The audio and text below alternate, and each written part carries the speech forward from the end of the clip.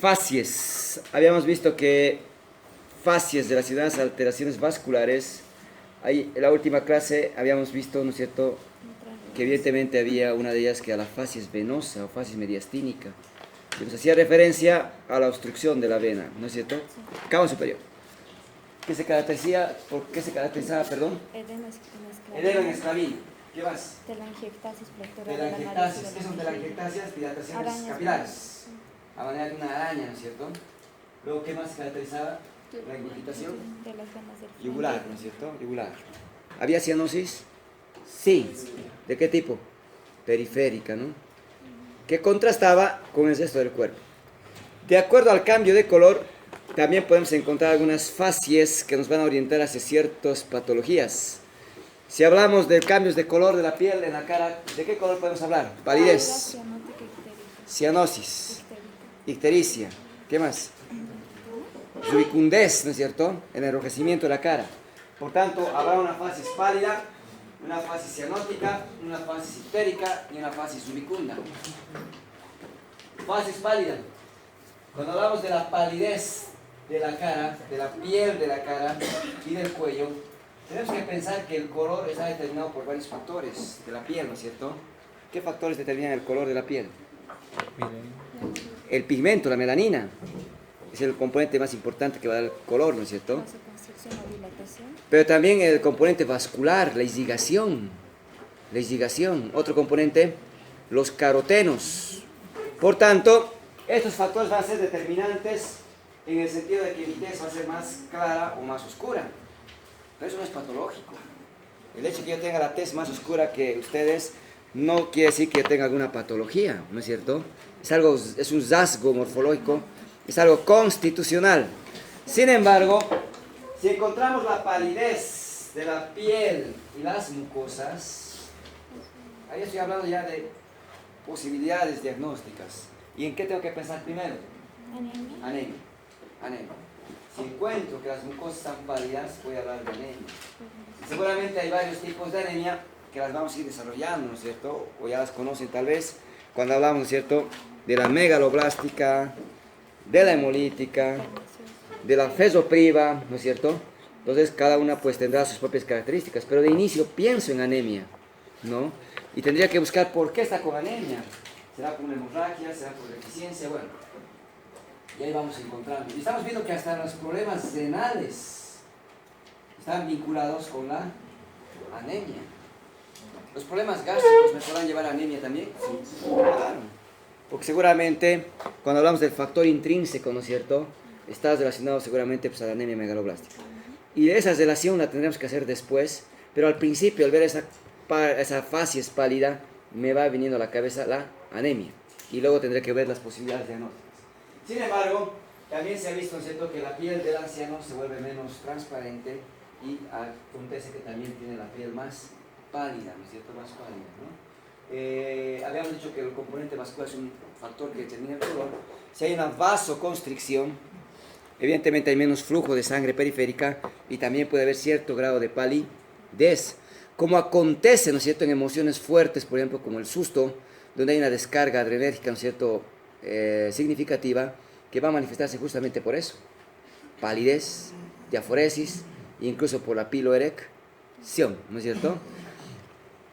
Condiciones cardíacas como la angina, el infarto, también, ¿no es cierto?, por esos fenómenos vasculares, por el vasoespasmo, ¿no es cierto?, puede manifestarse con una palidez. Pero, si encuentro que la piel, o la tez de nuestra cara, ¿no es cierto?, tiene pues un tinte pálido, ¿sí?, las mucosas están rosadas, no voy a pensar en anemia, ¿no es cierto? Debo pensar que también es constitucional. Hay razas, ¿no es cierto?, que evidentemente tienen esa característica de tener la piel pálida, y eso no es patológico.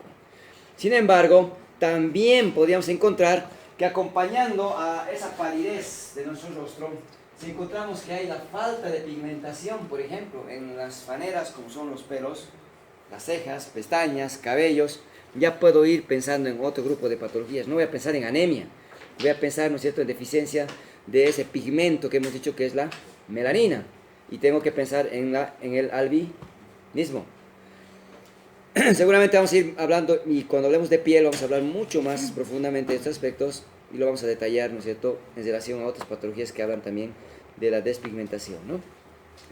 Cianosis. Hemos hablado que había cianosis central y periférica. Y si hablamos de un paciente que viene con la cara y el cuello cianótico, evidentemente vamos a pensar en ¿qué? Problemas cardíacos, problemas respiratorios, seguramente, ¿no es cierto? La fase cianótica en un niño me tiene que orientar a ¿qué? Cardiopatías congénitas. Y de ellas seguramente voy a pensar en la tetralogía de Fallot, ¿no es cierto? Tetralogía de Fallot. Sin embargo, si encontramos también esa cianosis, no debo no olvidarme que también puedo observar esa fase en pacientes con neumopatías, ¿no? Un paciente que viene cianótico con antecedente de haber sido apuñalado, por ejemplo, evidentemente la cianosis la voy a atribuir ¿a qué? A probablemente a un neumotórax, ¿no es cierto? Que en este caso está interfiriendo en esa hematosis que mi paciente pueda, ¿no es cierto?, demostrar en esa fasis. Fasis ictérica, ¿qué es la ictericia? Coloración amarillenta de la piel y las mucosas. Y seguramente, cuando hablamos de ictericia, tengo que hablar que hay una ictericia pre-hepática, hay una ictericia hepática y hay una ictericia post-hepática. Porque también en función de estos aspectos puedo buscar etiologías. ¿Y qué le caracteriza o qué etiologías yo puedo pensar en las causas prehepáticas? Hemólisis, ¿no es cierto? Hemólisis. Y ahí puedo hablar, ¿cierto?, de la anemia hemolítica tal vez. Ahí puedo hablar de las reacciones transfusionales, ¿no es cierto? Cuando hay la transfusión de grupos, ¿no es cierto?, que son incompatibles. Hay una reacción ABO, evidentemente. Puede haber una reacción RH, ¿no es cierto?, que es la más marcada. Sin embargo, también hay parasitosis que pueden llevar a esa hemólisis, como es el caso de la malaria. Si tengo un paciente ictérico, obviamente, ¿no es cierto?, que viene de la zona endémica, como es el trópico aquí en Cochabamba, una alternativa que tengo que pensar justamente es la malaria, ¿no es cierto? Y seguramente en Brasil también tienen lugares donde seguramente pues será una opción diagnóstica de acuerdo, ¿no es cierto?, a la región de donde viene su paciente, ¿no? Entonces, cuando hablamos de prehepático, hablamos de hemólisis. Cuando hablamos de poshepático, hablamos de obstrucción, ¿no es cierto? ¿Y qué puede llevar a una obstrucción? Cálculo es lo más frecuente, digámoslo así, tal vez, en considerando, ¿no es cierto?, que un cálculo, una piedrita de la vía biliar podría obstruir, ¿no es cierto?, la vía biliar principal, una coledocolitiasis. Y uno de los datos seguramente tendrá que ser la ictericia, ¿no? Pero, si considero que el conducto o la vesícula, el conducto cístico, hepático y el colédoco, si es que quedara obstruido el conducto colédoco, uno de los antecedentes seguramente que me va a llevar a pensar en esa obstrucción, evidentemente es la ictericia, que no pasa, ¿no es cierto?, la bilis, y empieza a acumularse en mis tejidos, y va a haber el color amarillento de la piel de las mucosas. Pero seguramente, pues, para poder pensar en una obstrucción, tendría que haber dolor, ¿no es cierto?, como un dato, porque intento vencer el obstáculo. Pero ¿qué más tendría que buscar para pensar en obstrucción? Seguramente sabemos que la bilis llega, ¿cierto?, a la segunda porción del duodeno y luego llega a una situación enterohepática, evidentemente, pero cuando llega al intestino se convierte, ¿no es cierto?, ¿en qué? En urobilina. Y en el progreso, ¿no es cierto?, hacia el intestino, en el tracto digestivo, perdón, se convierte en estercobilina y es la que va a dar el color a las heces. Y si no pasa la bilis al intestino, las heces no van a tener color. ¿Cómo se llama eso? Acolia. Acolia, ¿no es cierto? Acolia. Y si empieza a haber más bilirrubina que se va a acumular en la sangre, evidentemente también llega más al riñón y el riñón empieza a orinar mayor cantidad de esta bilirrubina y eso va a dar también mayor pigmentación a la orina porque hay más urobilina, ¿no es cierto? ¿Y eso cómo se va a llamar? Coluria, que habíamos ya aprendido, ¿no es cierto?, en los términos. Entonces, ahí entra la triada, que si tengo ictericia, tengo acolia, tengo coluria, tengo que pensar en obstrucción del colédoco, ¿no es cierto? Y una primera causa que tendría que pensar es en un cálculo, tal vez, claro. Pero también tengo que pensar que hay otras causas de obstrucción. Parasitosis, ¿qué parásito? Ascaris. Y el ascaris es un parásito que migra, ¿no es cierto? Y alguna vez se ha visto que llega al duodeno y entra a la vía biliar y obstruye. Otra causa, cáncer de cabeza de páncreas. Claro, no se nos olvidemos que el marco duodenal está rodeando justamente, ¿no es cierto?, la cabeza de páncreas. Como también pues hay cualquier cáncer de la vía biliar misma, ¿no es cierto?, que puede en algún momento obstruir la vía del colédoco en este caso y ser, ¿no es cierto?, causa de esa ictericia posthepática. Por tanto, un signo no me hace el diagnóstico, sí, pero me lleva a ese razonamiento posterior. Empiezo con esa fase ictérica, empezar que hay una patología, ¿no es cierto?, que pueda ser hepática, que pueda ser biliar, o bien en algún caso la hemólisis, ¿no? Y después ya buscaré las etiologías dentro de la exploración, ¿no? Bueno, seguramente cuando hablo de la hepática estoy hablando de un daño a nivel del hígado y ahí hay muchos factores, ¿no? Como por ejemplo la acidosis, la hepatitis, bueno, ¿no es cierto?, deficiencias tal vez, ¿no es cierto?, enzimáticas para la conjugación de las bilirrubinas que puede darse, ¿no es cierto?, de manera congénita, ¿no? De acuerdo a los cambios del tinte de la piel, podemos encontrar que puede haber una ictericia ligeramente con el tinte rojizo, verdoso o negruzco, ¿no es cierto? Le vamos dando el tema de hablar de ictericia rubínica, gardínica, mielánica, bueno. ¿Dónde busco mejor la ictericia? En las escleras, porque es el sitio donde se observa mejor. Sin embargo, no nos olvidemos de que cuando hablamos de ictericias, por eso, evidentemente la piel y las mucosas, ya que puede haber otro término que es la pseudoictericia.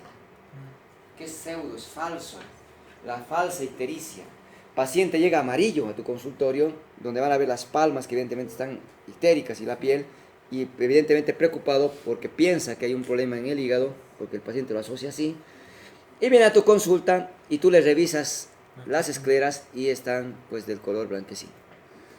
Ves las mucosas y no están ictéricas. Eso obedece fundamentalmente a la ingesta excesiva de carotenos. La dieta es importante averiguar en estos pacientes porque ha habido muchos casos en que el paciente viene asustado y cuando vas viendo antecedentes resulta que pues empezaron a tomar medicación natural. Los naturistas les van recomendando unos jugos ricos pues en zanahorias, calabazas, que son pues alto contenido, tienen alto contenido de carotenos. Y eso provoca el tinte amarillento de nuestra piel. Y eso no es ictericia, ¿no es cierto? Hay que diferenciar por las mucosas. Entonces, si bien en la piel, ¿no es cierto?, se puede ver también la ictericia, el sitio donde mejor se va a observar justamente es en las escleras, donde es más fácil poder observar, ¿no?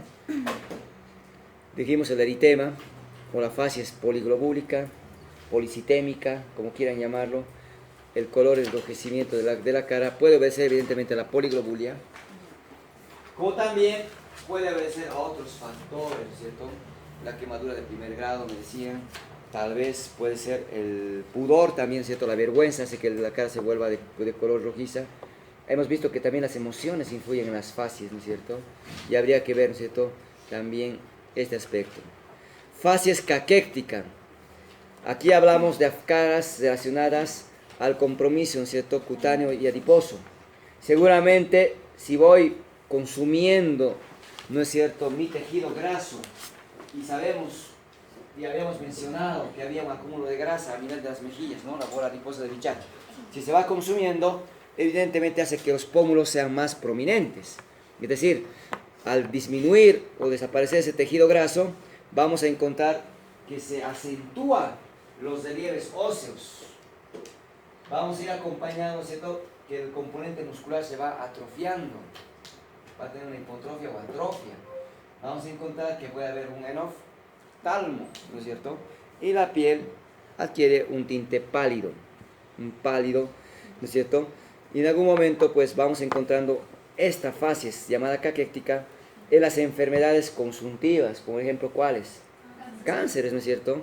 Los cánceres o enfermedades crónicas, pero sobre todo hay que pensar en cáncer, ¿no? Muy parecida en el tema, ¿no es cierto?, de la facies hipocrática,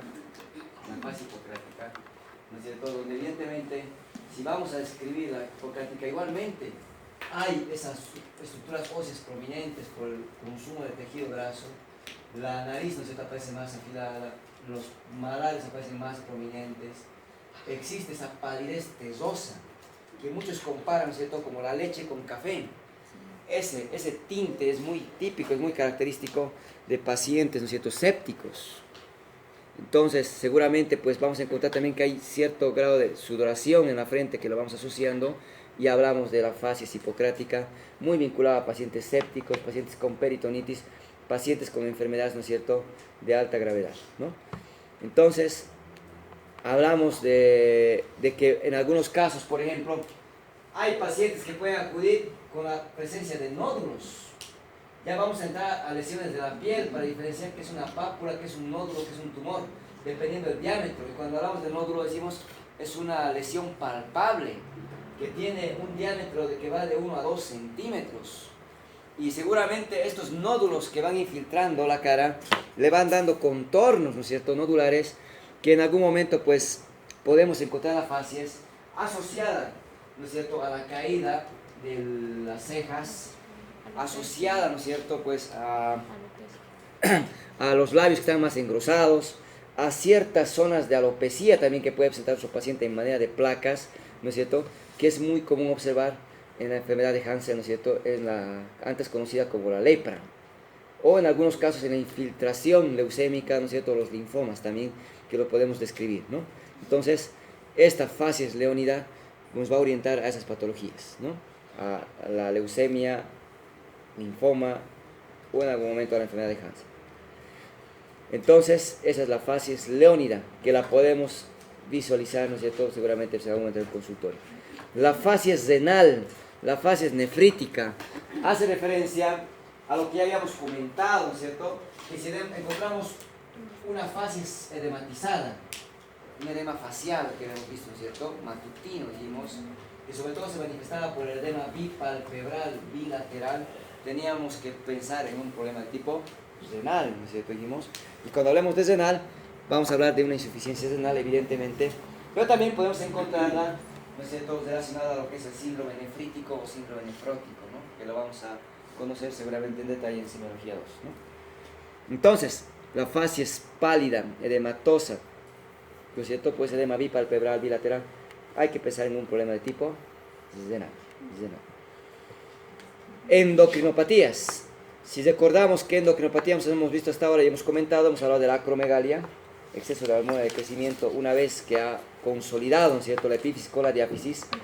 Hemos hablado también, ¿no es cierto?, que evidentemente si hay un exceso de hormona tiroidea, hipertiroidismo, si hay deficiencia, hipotiroidismo, si hay exceso de cortisol, Cushing, si hay deficiencia, Addison, entonces habrá, ¿no es cierto?, una facies acromegálica, hipertiroidea, hipotiroidea, hay facies para cada una de estas patologías. Acromegalia, habíamos visto que la hormona de crecimiento provocaba, ¿no es cierto?, evidentemente el crecimiento lineal, crecimiento simétrico, gigantismo, pero cuando se cierra la epífisis con la diáfisis se fusionan, seguramente pues ya no hay ese crecimiento lineal y empieza a crecer la cara, las manos, los pies. Ya habíamos visto que el paciente va notando al principio que los guantes, que los zapatos, que el gorro que utilizaba ya no le hacen, porque los cambios son sutiles. Pero llega un momento que el crecimiento de estos huesos cortos ya son notorios y que se manifiestan, ¿no es cierto?, por un mayor desarrollo. Los arcos superciliares son más prominentes, la región malar está más desarrollada, hay un crecimiento, ¿no es cierto?, del maxilar, la mandíbula, y eso se llamaba prognatismo. Ya habíamos dicho que el prognatismo es el mayor desarrollo de uno o ambos maxilares. ¿Qué más podemos encontrar en la facies? Una asimetría, ¿no es cierto?, hemos dicho, donde la nariz estaba más voluminosa, ¿no es cierto?, los labios eran más gruesos, estaba acompañada de macroglosia, ¿no?, como algunos de los datos más que podemos sumar a esta facies acromegálica. Encontramos la diástasis a nivel de los dientes, y los dientes están más separados, ¿no es cierto?, como alguna característica típica, ¿no? Entonces al principio puede ser muy sutil el cambio y no manifestarse, ¿no es cierto?, pero ya después comparando vemos ese dato, ¿no?, de las manos, los pies y de la cara, que va perdiendo esa simetría, ¿no? Entonces generalmente son personas que miden más de 2 metros, sí, pero cuando hay esa asimetría ya tengo que pensar en la acromegalia. Facies adrenogenital, el exceso de hormonas masculinas en la mujer.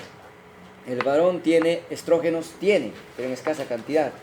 Al igual que la mujer tiene andrógenos, pero en menor cuantía. Seguramente un desbalance que aumente el andrógeno y reduzca el estrógeno, pues como ocurre en afecciones del ovario, y en nuestro medio, ¿cierto? Es común observar el problema del ovario poliquístico, por ejemplo, que es una causa importante de esta situación, como también afecciones a nivel de la suprarrenal pueden llevar al exceso de andrógenos. Y eso me va a manifestar y se va a expresar en la facies adrenogenital. ¿Qué le caracteriza? El hirsutismo. ¿Qué es el hirsutismo? Eso, distribución de tipo androide, ¿no es cierto?, del vello corporal en la mujer. Cuando hablo de androide, digo propio característico del varón. Por tanto, en la cara que voy a observar, que la paciente empieza a tener bigotes, barba, y empieza a ver, seguramente acompañando a este hirsutismo, también el acné y zonas de, ¿no es cierto?, o en algunos casos, pues, la alopecia.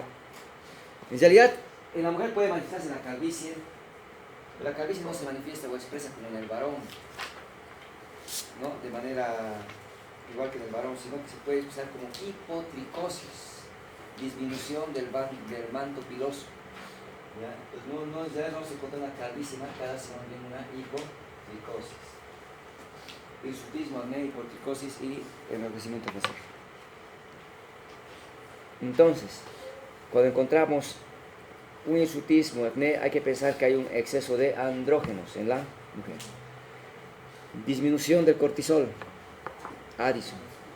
Lo más típico es la hiperpigmentación de la piel. La piel está más oscura, se va a empezar a hiperpigmentar, ¿no es cierto? Vamos a encontrar que la mirada da una expresión de tristeza, empieza a perder peso. ¿Recuerdan cuando hemos hablado de endocrinopatías que perdían peso? Dijimos hipertiroidismo, dijimos Addison, dijimos diabetes. Entonces empieza a encontrar un adelgazamiento, la piel se torna menos turgente, se torna seca. Si viéramos en detalle, vamos a ir avanzando más adelante, si le pidiera que abra la boca, pueden encontrarse manchas apizarradas, negras, en la mucosa yugal, ¿no es cierto?, a nivel de las encías, a nivel de la mucosa de la boca también, aparece hiperpigmentada. El exceso de cortisol, Cushing, las fases del Cushing, vamos a encontrar que se caracteriza porque la cara se vuelve redonda. Fases de luna llena se llama. Aparece redondeada, donde la piel se vuelve lisa, rojiza, brillante. Empieza a haber hirsutismo, entonces puede haber cierto grado de crecimiento de la barba o el bigote. Puede ir acompañada de acné.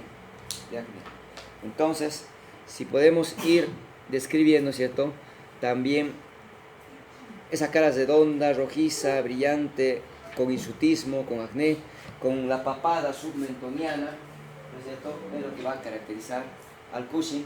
Y al mismo tiempo podemos observar el descenso, ¿no es cierto?, de las comisuras labiales, que le da el aspecto de la boca de pescado, Entonces ahí vamos encontrando algunos datos que nos van a orientar al síndrome de Cushing. Seguramente cuando entra mi paciente, pues veo, ¿no es cierto?, esa fase de luna llena, redonda, con la piel rojiza, brillante, la papada submentoniana, ¿no es cierto? Evidentemente, si es varón, no voy a encontrar el hirsutismo, pero una vez que lo voy revisando, voy a encontrar pues esta obesidad centrípeta. Es una obesidad central a nivel del tronco, con una hipotrofia más bien de las extremidades, y asociada a esta obesidad centrípeta a las estrías de color rojo vinoso que las vamos a ir encontrando distribuidas en las diferentes regiones del cuerpo. Hipotiroidismo.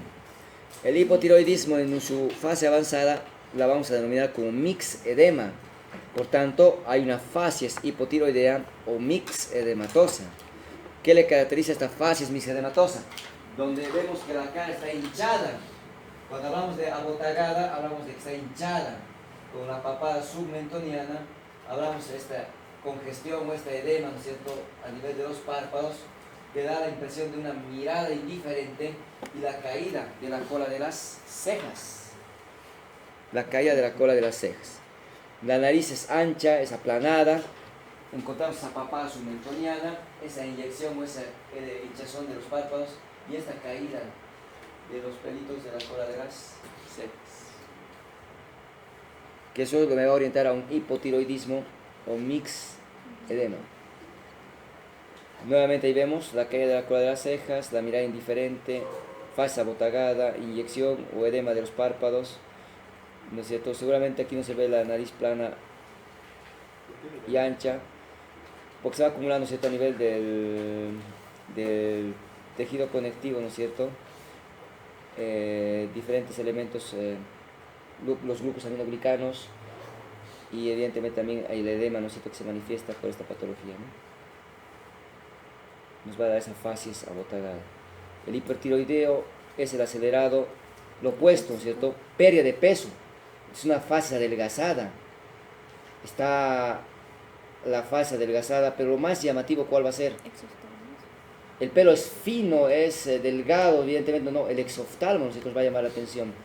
¿Qué es el exoftalmo? Protrusión del globo ocular. Si bien cuando entramos al hipertiroidismo, el pelo es delgado, fino, la piel, ¿no es cierto?, evidentemente también es delgada, fina, hay varios signos que vamos a ver, Darlimpe, Mobius, Graefi, que lo vamos a ir viendo en ojo, que se puede observar en esta imagen. Sin embargo, aquí vamos a quedar el antecedente de los ojos saltones o el exoftalmo. Ya después, si usted ve a un paciente que tiene ese exoftalmo bilateral, ¿no es cierto?, seguramente pues no puedo asegurar que tenga hipertiroidismo, pero tengo alta probabilidad de que sí. Hay personas que por la constitución tienen la hendidura palpebral más aumentada. Eso no es exoftalmo. Exoftalmo es mirar de perfil al paciente y trazar una línea del borde superior al borde inferior de la órbita. Y hasta ese plano tiene que llegar la córnea.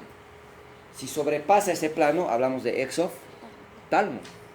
Porque después, constitucionalmente les digo, hay pacientes que tienen la hendidura palpebral más aumentada y no es exoftalmo, ¿no? Una vez que vemos estas facies, seguramente yo estoy obligado a buscar antecedentes de que si es hipertiroideo o no. Hemos dicho, facies, observo y pienso en hipertiroidismo. Pero ¿qué tendría que pensar para que sea hipertiroideo este paciente? ¿Qué tendría que preguntar? Pérdida de peso, nerviosismo, insomnio, palpitaciones, constatar taquicardia, intolerancia al calor, ¿no es cierto?, que tenga cuadros de diarrea, metabolismo acelerado, bien. Entonces ahí encontramos que seguramente pues la puerta de entrada al diagnóstico va a ser la facies, que la puedo llamar facies tirotóxica, hipertiroidea, basedoide, son diferentes nombres que se le va dando de connotación para hablar del hipertiroidismo, ¿no? Alas de mariposa. Si encontramos un eritema en la región palmar, diré en la región malar, en el dorso, que dibuja esa figura como si fuera una mariposa, voy a pensar en lupus eritematoso sistémico, lupus eritematoso sistémico, alteraciones esqueléticas. Acondroplasia. Cuando hablamos de la acondroplasia hablamos del enanismo. ¿Qué le caracteriza al enanismo? Que la frente es amplia, ¿no es cierto? Es grande. ¿Cómo se llama la frente amplia? Frente olímpica, que vamos a encontrar, por ejemplo, en la sífilis, como también en la acondroplasia. La cabeza del paciente con enanismo, ¿no es cierto?, es mayor en relación al resto del cuerpo. Es mayor. Por tanto, hay una desproporción, ¿no es cierto? La cabeza es más grande en relación al resto del cuerpo. La nariz puede estar ligeramente aplanada, pero el tamaño y la relación de la cabeza con el cuerpo es lo que más le va a caracterizar, ¿no? La acromegálica, ¿qué la caracterizaba? Prognatismo, asimetría, la pronunciación de la región arcos superciliares, malar, ¿qué más? Macroglosia, ¿qué más? Dientes separados, bien, ¿qué más? En la cara. Labios engrosados. Prognatismo, ¿no? Prognatismo, labios gruesos, ¿no? Entonces, si en algún momento les pido 4 características de la fase acromegálica, tienen muchas, ¿no? La enfermedad de Paget. En la enfermedad de Paget, los huesos que vamos a ver en cráneo, los huesos se vuelven gruesos del cráneo. Y si se engruesan los huesos del cráneo, va a parecer que el cráneo está creciendo y la cara no. Lo que demuestra una asimetría. No hay una relación de cráneo y cara. Que lo comparan, ¿cierto? Dicen la facies o la cara de bellota, dicen, ¿no? Esa facies de ese niño es la facies adenoidea. ¿Qué nos llama la atención? La apertura de la boca. ¿No es cierto? El crecimiento de las adenoides va obstruyendo, ¿no es cierto?, la nasofaringe, dificultando el paso de aire. Por tanto, ¿cierto?, el niño empieza a compensar abriendo la boca. Y como se va alterando la mecánica, ¿no es cierto?, del paso del aire, seguramente pues vamos a encontrar que empieza a haber malformaciones o alteraciones en el desarrollo de los palatinos, del maxilar. Hay alteraciones óseas. Y lo que le va a dar la configuración, ¿no es cierto? Primero que los dientes van a salir chuecos, separados. Vamos a encontrar que da una configuración de tener, dice no el libro, un aspecto de estupidez, pero que no tiene ninguna relación, ¿cierto?, con su coeficiente intelectual, ¿no es cierto? No se altera el grado de inteligencia de este niño, pero el aspecto da esa impresión, ¿no? La facies adenoidea, parálisis facial. ¿Quién me describe? Donde está el reflejo, ¿no? Está un poco la imagen. Esta parálisis facial. Primero, ¿dónde está la parálisis? ¿En el lado derecho o en el izquierdo? Derecho. Derecho. ¿Qué encuentras en el lado derecho para decir que hay parálisis facial? Caída de la comisura labial. Caída de la comisura labial. El párpado inferior está caído. ¿Cómo se llama cuando el borde del párpado se evierte, se vuelca? Ectropium.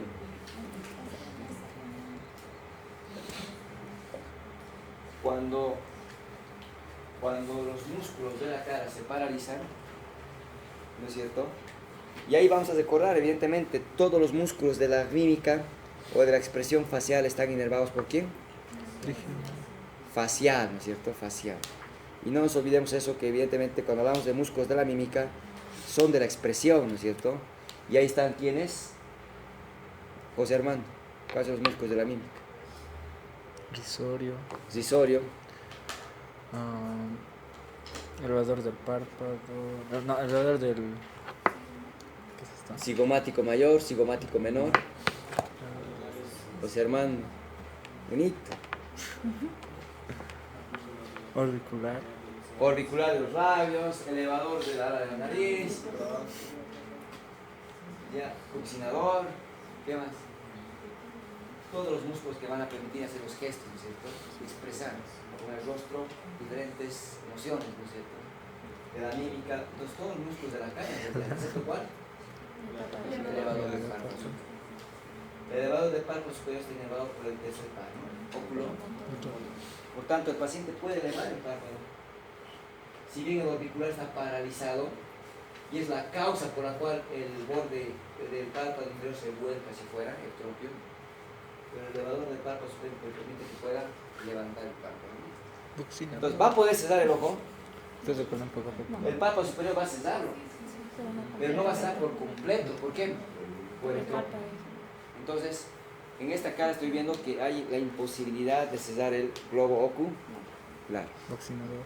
¿Cómo se llama la imposibilidad de cerrar el ojo? De paso de lado. Por completo. Mentoniano. Lagoftalmía.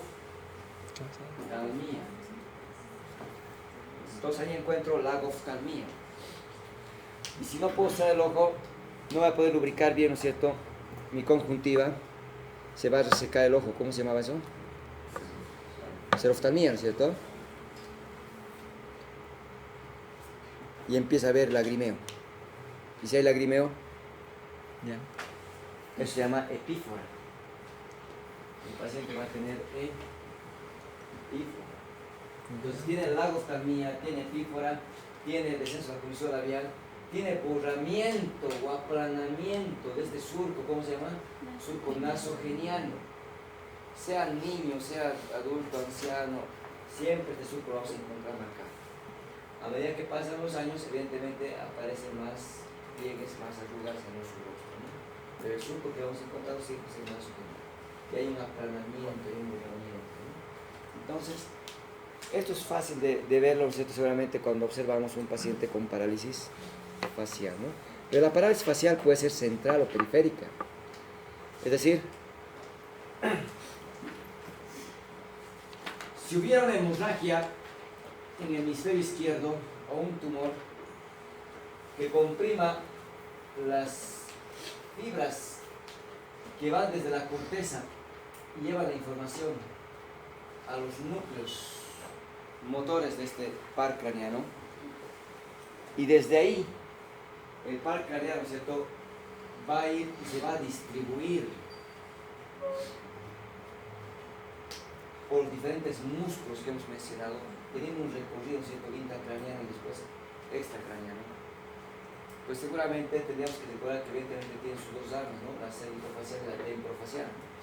Los músculos de la parte superior de la cara no tienen la misma característica que los músculos en cuanto a su inervación motora que la mitad inferior de la cara. ¿Me explico?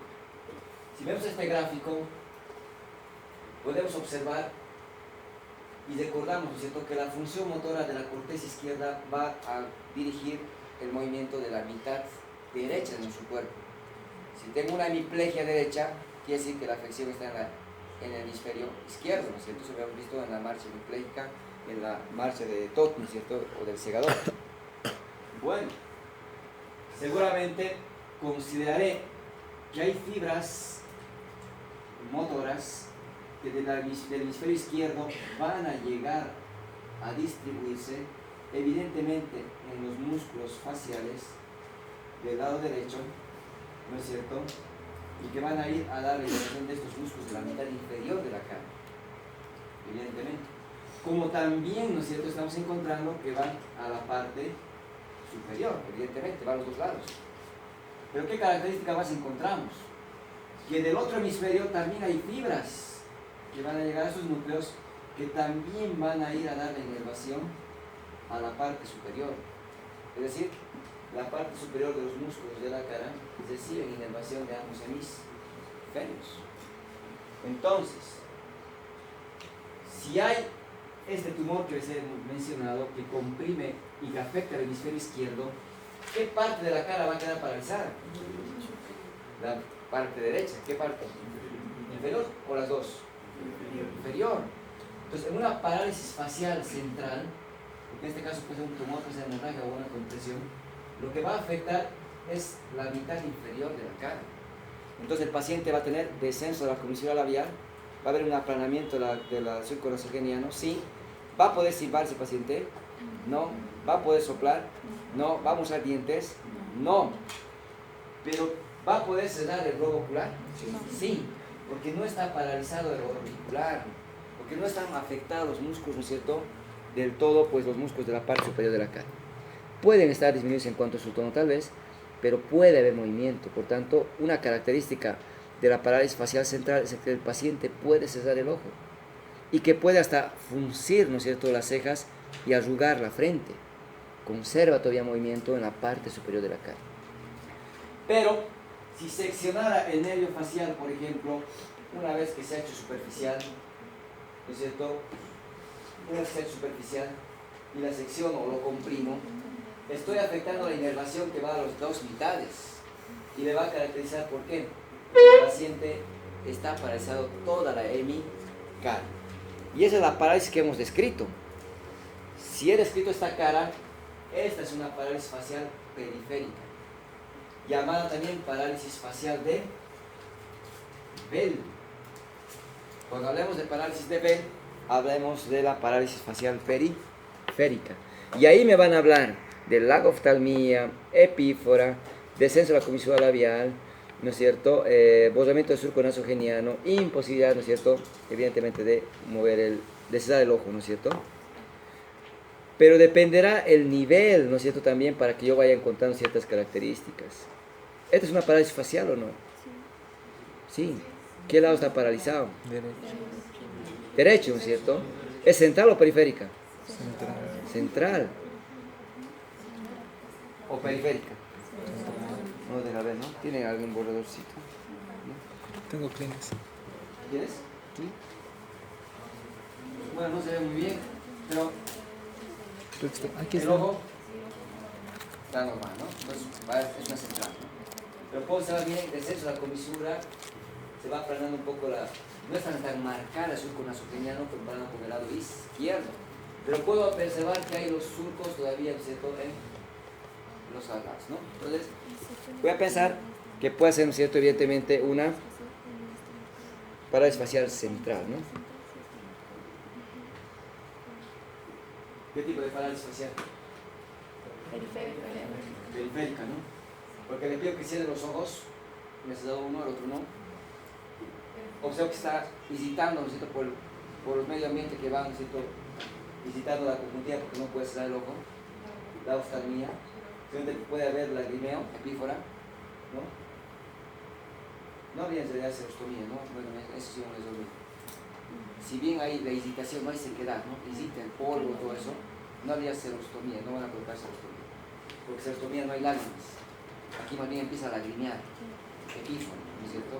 Epífora. Vemos que hay un aplanamiento surco nasogeniano, sí. Vemos que hay un descenso de la comisura, sí. No va a poder soplar, no va a poder silbar, no podemos usar los dientes, ¿no? Bueno, entonces, ahora bien, todos los músculos de la mímica van a quedar paralizados cuando la lesión está por debajo del agujero estilomastoideo. Es decir, la compresión ya a nivel externo, ¿cierto? Pero también si recordamos que el paciente puede tener, ¿cierto?, diferentes niveles de compromiso, de compresión, tendría que recordar todo el trayecto de este nervio facial. Y seguramente si digo, bueno, entre el agujero estilomastoideo y el ganglio geniculado, también puede comprometerse. Y ahí tendría que saber si la lesión está por encima de la cuerda del tímpano y debajo del estapedio, ¿qué más va a tener mi paciente además de la parálisis facial? Seguramente hablamos de ageusia y hablamos de hipocialia. ¿Qué es hipocialia? Hipodisminución de la secreción de saliva. Porque el facial también está destinado a inervar, ¿no es cierto?, y dar la funcionalidad de la secreción de las glándulas salivales. ¿Por qué ageusia? Si hablamos de la lengua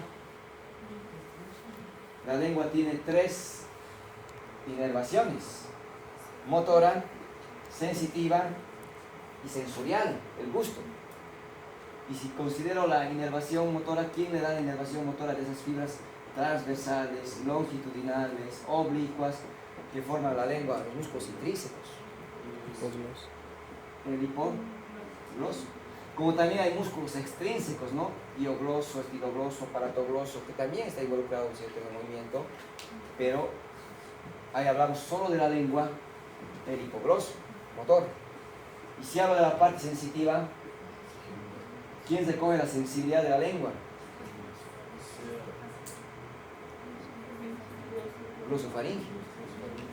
Del tercio posterior. Y los dos tercios anteriores, trigémino. Sensibilidad. El facial es un nervio ¿de qué tipo? Mixto, ¿no es cierto? Evidentemente es predominantemente motor, pero también en la parte sensorial, en los dos tercios anteriores está el facial, en el gusto. Y del tercio posterior, ¿quién lo da? Glosofaringio. Pues el tercio posterior, tanto la sensibilidad como el gusto, ¿quién los recoge? El glosofaringio. En los dos tercios anteriores varía, si es sensitivo trigémino, si es sensorial facial. Por tanto, si estoy hablando del gusto, también puede haber, y hemos llevado sus términos: hipogeusia, parageusia, ageusia. ¿Qué es ageusia? Ausencia o incapacidad de percibir los sabores, ¿no es cierto? Entonces el paciente no siente sabores. Bueno, si está por encima del estapedio, vamos a encontrar la hiperacusia. ¿Qué es hiperacusia? Descenso del umbral de la percepción del sonido. Por tanto, un sonido normal provoca mayor intensidad en la percepción y molestia, ¿cierto?, en el paciente. Ese nivel quiero que lo recuerden. Y si está entre el ganglio geniculado y el conducto auditivo interno, ¿no es cierto?, evidentemente se va a conservar el gusto, pero disminuye la secreción salival y la lagrimal. Hasta aquí quiero que recuerden los niveles para poder saber, ¿no es cierto? Si mi paciente llega, ¿no es cierto? Evidentemente con parálisis facial, donde hay una disminución de las lágrimas y de la saliva, pero se conserva el gusto, ¿en qué nivel está la obstrucción, la compresión o la lesión del facial? Entre el ganglio geniculado y el conducto auditivo interno. Porque seguimos subiendo y podemos seguir encontrando más datos. Porque si vamos hasta el origen aparente, ya hay que pensar que la lesión generalmente va a comprometer a los pares craneales que están próximos, a los que están cerca de su origen aparente, ¿no es cierto? Por ejemplo, vamos a hablar del vestíbulo coclear, porque seguramente vamos a encontrar entonces datos también relacionados a la función de este par craneano. Y el paciente va a tener problemas de equilibrio, vértigos, va a tener problemas de audición, va a empezar a escuchar los zumbidos en el oído, acúfenos, ya me está indicando, ¿no es cierto?, que está una masa comprimiendo no solamente al facial, sino a los que están próximos a él en su origen aparente. En anatomía nos han indicado origen real, origen aparente, trayectos, ramas, para poder establecer un poco, ¿no es cierto?, semiológicamente también el nivel de la compresión y pensar qué puede estar provocando esa parálisis facial. Bueno, otra afección neurológica, vamos a hablar del Claude Bernard Horner. Si hablamos de Horner, hablamos de compresión del simpático cervical. Y si hablamos del simpático cervical, vamos a encontrar una triada. Descenso del párpado superior. ¿Cómo se llama el descenso? Tosis. Tosis palpebral. En este caso estoy observando en un solo lado. Porque si observara en dos lados, es difícil pensar que haya dos compresiones a los dos simpáticos cervicales. Voy a pensar en otras patologías, por ejemplo la miastenia gravis, que tiene también esa característica de la tosis. Pero ahora estoy hablando de una compresión de nervios, por tanto estoy hablando de un solo lado de afección y voy a hablar justamente de esto. Tosis palpebral. ¿Qué más le va a caracterizar en este lado? Miosis. ¿Qué es la miosis? Contracción de la pupila, ¿no es cierto? Miosis. Y si no hay una descarga simpática, no hay secreción de sudor, por tanto voy a encontrar que va a haber anhidrosis. ¿Qué es la anhidrosis? Ausencia o falta de sudor, de producción del sudor. Entonces, esa es la triada que le caracteriza a Claude Bernard Horner cuando hablamos de tosis, miosis y anhidrosis. Que se ha descrito también que hay un ligero hundimiento del globo ocular, del oftalmo, y podemos juntar ahí las características del Claude Bernard. Si les pregunto, en Claude Bernard Horner, ¿hay anisocoria?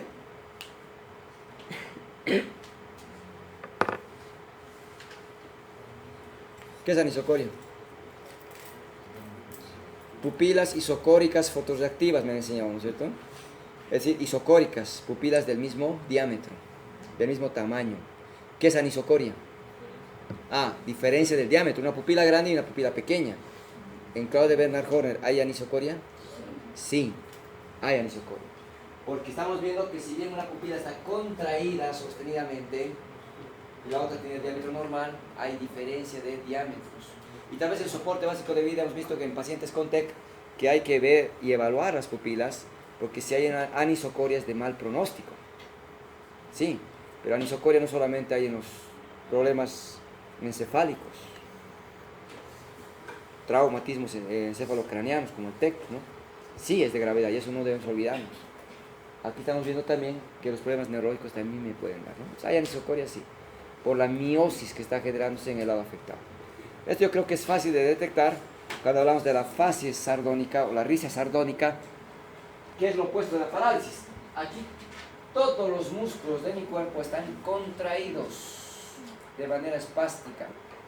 Si hemos tenido alguna vez un espasmo muscular, sabemos que es muy doloroso.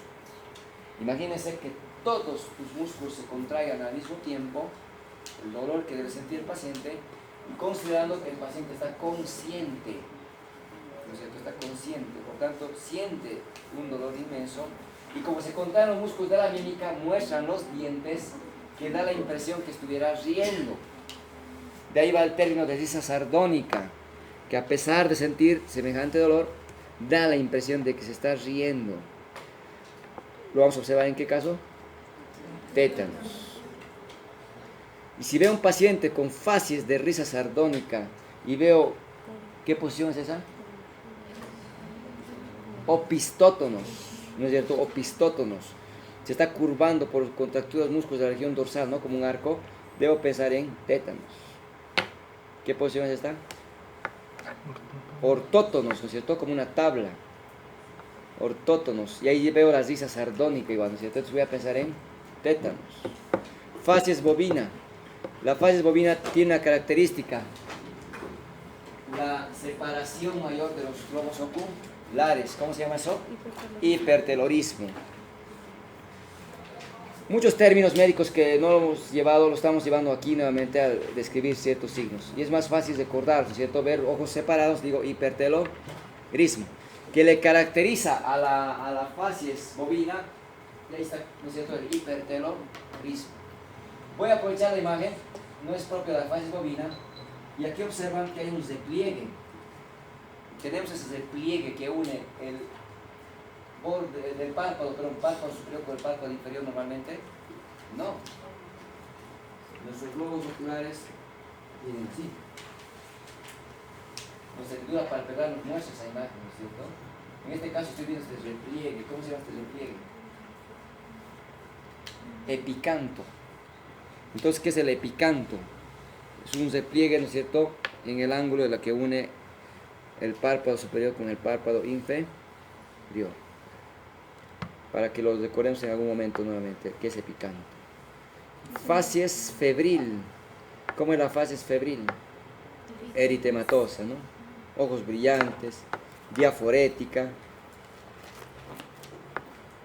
Facies de Marshall. Aquí observo, ¿cierto?, el crecimiento de la, ¿cómo se llama?, de la bóveda craneana en relación a la cara. Hay mucha diferencia, ¿no? Y veo como si el paciente estuviera mirando desde abajo, ¿no? Mirada en sol naciente, dice. Eso voy a observar en qué casos, en la hidrocefalia. El líquido se puede acumular, ¿no es cierto?, en el sistema nervioso central por mayor producción. ¿Quién produce líquido cefalorraquídeo? Los plexos coroideos en los ventrículos, ¿no es cierto? Bien. Un cuadro inflamatorio, ¿no es cierto?, como las meningitis, pueden aumentar la producción de líquido cefalorraquídeo. Puede producirse la hidrocefalia por dificultades en la reabsorción y circulación. Si obstruyo el agujero de Monro, si obstruyo el acueducto de Silvio, ¿va a circular el líquido cefalorraquídeo? No, y empieza a acumularse. Y eso va a hacer que el cráneo, cuando el niño nace, no está fusionado, está separado, ¿no es cierto?, por las fontanelas y las suturas. Permite que el cráneo se expanda. Por eso es que me da ese aspecto. Y va a crecer ese volumen de líquido a expensas del desarrollo de la masa encefálica. Si aumenta el líquido, no hay desarrollo cerebral o no lo deja desarrollar. Por eso es que debe diagnosticarse lo más precoz para hacer la derivación, ¿no? Hoy en día se va aplicando válvulas ventrículo-peritoneales para que el líquido vaya directo a la cavidad peritoneal y se vacía y deja la expansión del cerebro. Pero si el diagnóstico es tardío, evidentemente hay menos posibilidad de hacerlo, ¿no? Las facies de Marshall, facies de la hidrocefalia, ¿no es cierto? Entonces, ahí vamos a encontrar facies de Potter. En la fase de Potter encontramos ojos separados. ¿Cómo se llaman los ojos separados? Hipertelorismo. Hipertelorismo. En su examen yo puedo colocar, ¿no? Le caracteriza la fase de Potter, hipertelorismo. Epicanto. ¿Qué era el epicanto? Pliegues, ¿no es cierto?, que unían los párpados, ¿no es cierto? Puedo poner hipertelorismo, epicanto, puente nasal ancho, verdadero o falso. Implantación baja del pabellón auricular. Se traza una línea imaginaria del ángulo del externo, ¿cierto?, del ojo, perdón, de los párpados, y tiene que ir hacia la protuberancia occipital externa. Y hasta ahí debía llevar el párpado, del borde superior de la oreja.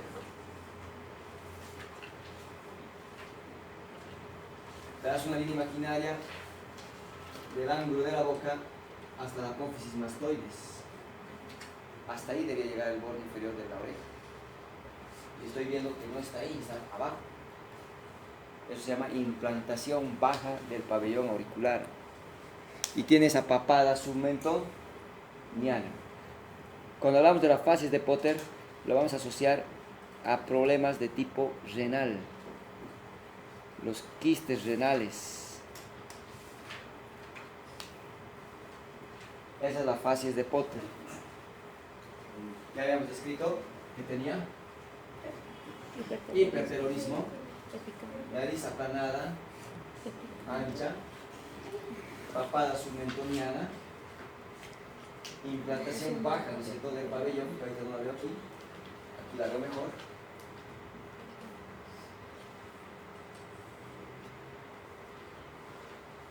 Implantación baja del pabellón, que vamos a encontrar en las fases de Potter. Para ir terminando, vamos a observar, ¿no es cierto?, en el examen físico general, hemos dicho el estado nutricional. ¿Cómo estimamos el estado nutricional? Con el IMC hemos dicho, ¿no? Peso y talla, que no es absoluto. Hay que considerar algunos conceptos. ¿Qué es delgadez? ¿Cuánto debería pesar un paciente varón de 1,70 de talla? 70 kilos. Tendría que ver tablas. Tendría que ver tablas que se van realizando para cada grupo poblacional. Porque no es lo mismo la población de Bolivia comparado con, tal vez, con Brasil, Estados Unidos o del norte, ¿no es cierto?, o países del norte o europeos. No es lo mismo. Y seguramente hay tablas. Muchos de los valores y las tablas que aprendemos no son propios de nuestro país. No hay estadística boliviana. Decíamos, ¿y cuánto es la hemoglobina de un boliviano? ¿Tendría que variar? Claro, porque estamos a un nivel de altura que es diferente a otros países, ¿no es cierto? Y no hay valores propios, usamos valores de referencia de otros países, lo que no es lo muy adecuado. Tendríamos que tener propia estadística. Cuando Chile, por ejemplo, venía a dar sus temas de exposición en varios congresos, nos traían pura estadística chilena. Porque Chile ve la importancia, ¿no es cierto?, de que tiene que haber su propia estadística, sus propios estudios de su propia población, cada población es distinta. Y eso hay que tomarlo en cuenta. Y cuando hablamos del peso que debería tener yo como paciente, si mido unos 60, si mido unos 70, si mido unos 50, hay tablas que me dicen cuánto debería pesar para ese grupo poblacional. Y seguramente, pues, esas tablas me dan una referencia.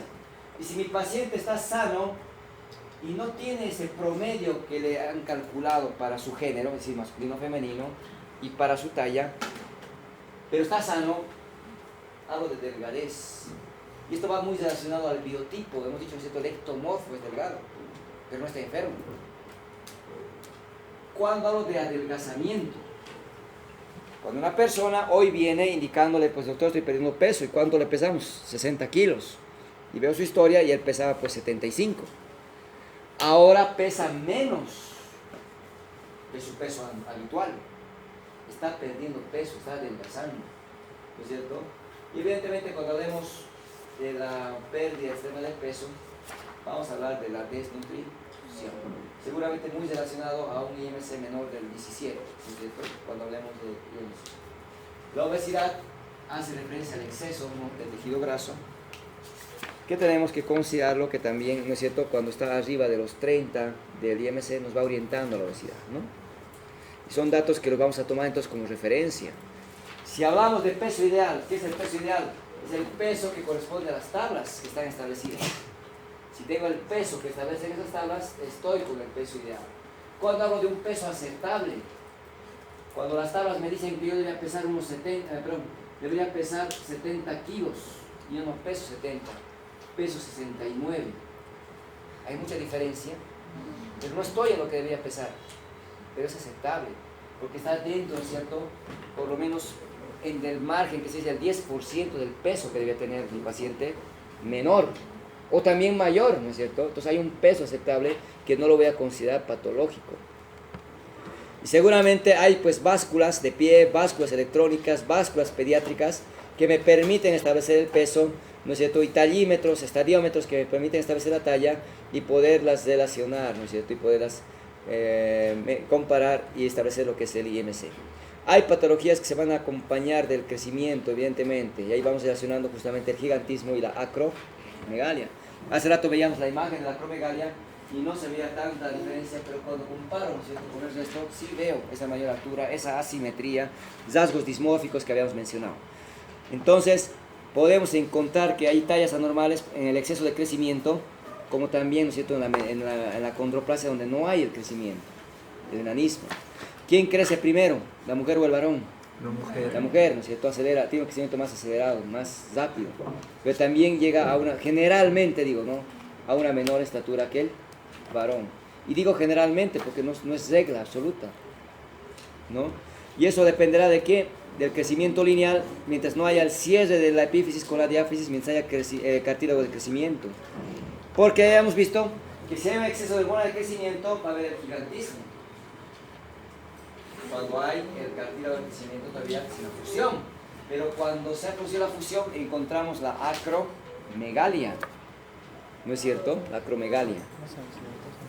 Peso, talla, el IMC, los perímetros. Perímetro craneano, vamos a medir por encima de las orejas, arco superciliar, protuberancia occipital externa, y voy a determinar el perímetro torácico a nivel de las axilas, el perímetro abdominal a nivel del ombligo. Podemos medir el perímetro a nivel de la cintura. ¿Qué es el IMC? Es el peso sobre la talla al cuadrado, es el índice de masa corporal, que tiene una tabla, ¿no es cierto?, según Waterloo, que me permite estimar el componente graso, pero no es absoluto, depende del biotipo, de la complexión, depende de los pliegues cutáneos para que yo pueda decir si realmente es desnutrido o es obeso o en algún momento eutrófico.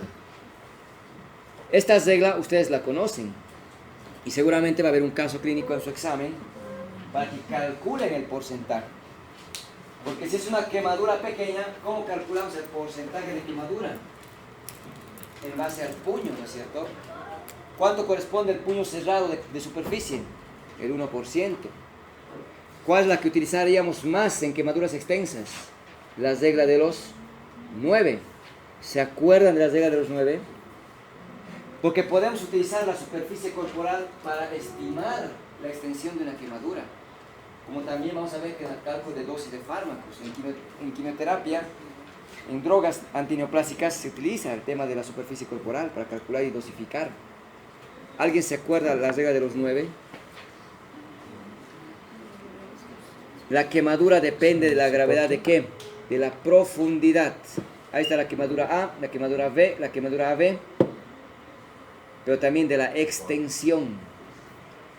La quemadura A, ¿cuál es? Es la que cuando salimos al sol, ¿no es cierto?, nos quedamos mucho tiempo, hay una quemadura superficial, la que más dolor provoca. Ni la ropa toleramos, ¿cierto? Y la piel aparece roja.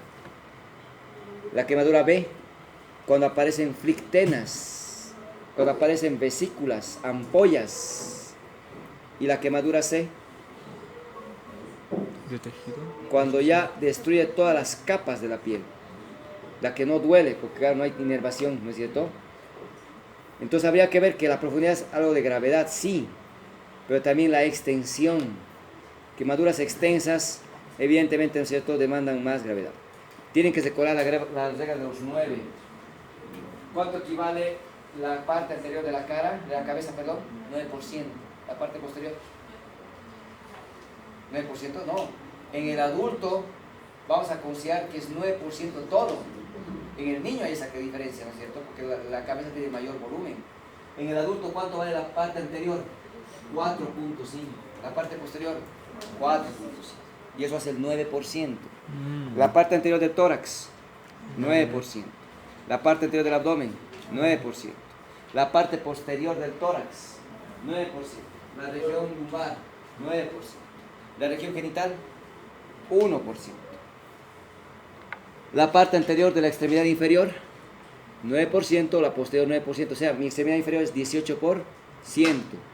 Mi extremidad superior completa es 9%. Por tanto, ¿cuánto es la parte anterior? 4.5. 5. Vamos a recordar del adulto, no les voy a preguntar del niño. Porque el niño tiene otros valores, les decía hace rato, ¿cierto? Es 18% la cabeza. Y si les doy este caso de este niño, que no lo voy a tomar como niño, voy a considerarlo como adulto. ¿Qué porcentaje de superficie corporal tiene considerando que esto no está 18, o por eso, 36. esto es 9%, cuando está todo. Si está solamente el muslo, 4.5. Esto es lo mismo, 9%, pero no está todo, solo está el muslo, 4.5. Entonces tendría 9%. ¿Están los genitales? Sí, 1%. ¿Cuánto tengo hasta ahí? 10. La parte anterior del abdomen, 9. 19. ¿Cuánto tendría que tener? 19. ¿De toda la parte del abdomen está comprometida? No. La mitad, 4.5.